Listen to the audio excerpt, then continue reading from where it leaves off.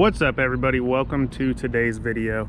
Today I wanted to take some time and answer a few questions that we got on a few different social media platforms involving how we get our sealer and how we store it. So I want to address that today. So here's how we do it. Our supplier, Naira, they come in and they dump raw sealer into tank B here, and it's generally 42 to 4,400 gallons at a time.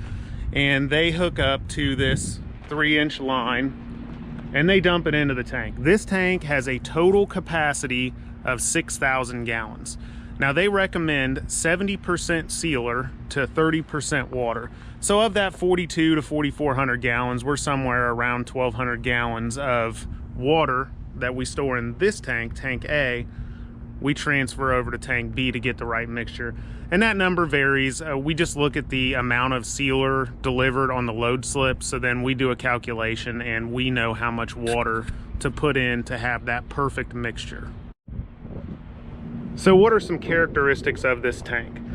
Up top, you see the ladder. We go up top, there's a hole there that has a lid on it. We can look in and we can guess about how much sealer is in there. We have a way to take PVC and stick it down there, and we see how much sealer is in the tank based on how much sealer is on that PVC. It's kind of a crude method, but we're not reselling it. We're using it for our own internal distribution, so there's really no reason to figure out exactly how many gallons. We just know from years of experience when it gets down to a certain point that it's time to load the sealer. We also have 500 and 1,000 gallon tanks on our truck. So we know when we dump out 500 gallons or 1,000 gallons, we can do some basic math and figure out what our approximate total is. So when it's time to order more sealer, we don't have too much in the tank and they're able to fit all of it in there. And we're able to fit the water in once the sealer has been put into this tank. Okay, so this is our water tank and we have a repurposed Neptune meter. It's fairly accurate, but again, we're not reselling anything, so we just use it for our own internal use. Now these tanks, they look a little different, but they provide the same function. So our water tank here, you have a motor, the battery to start the motor, and you have your pump, the basket, that there's a basket in there that collects impurities in the sealer so it doesn't go through the line. Well, this is water, so we want to make sure it's as clean as possible. There's a couple butterfly valves there to open and close the lines coming out of the tank. We have an agitator. Again, it's water. We don't use it. And we have our fill line here that our water truck comes in and hooks up to. And right here we have on the left, if you can see, there's forward, neutral, and reverse. That moves the agitator bar inside the tank.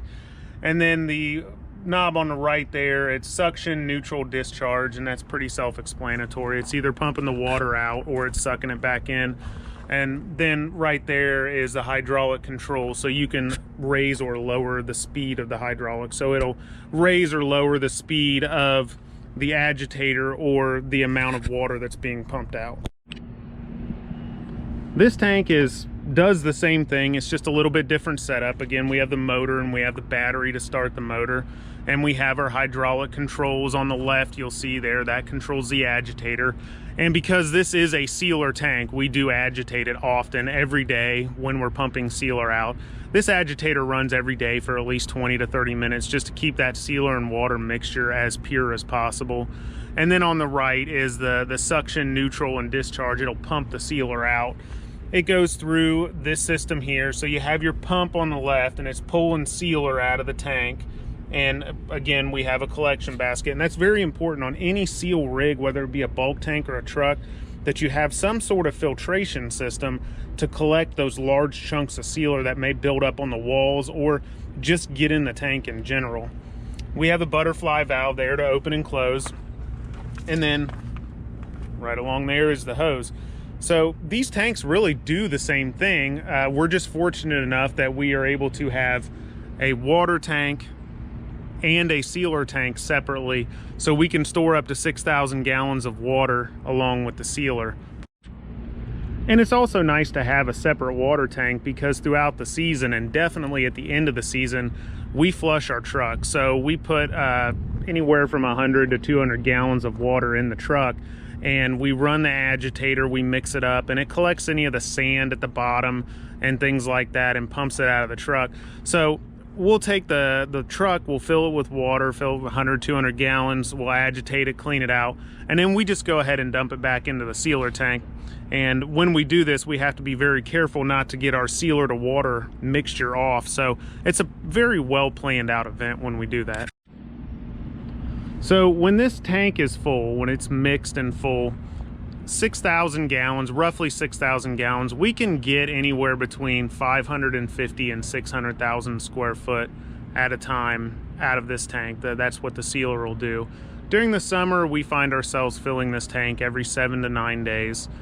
We do a lot of square footage, but this allows us to not have to travel every morning to an off-site location to pick the sealer up. So it really increases efficiency and gets those trucks out the door as quickly as possible.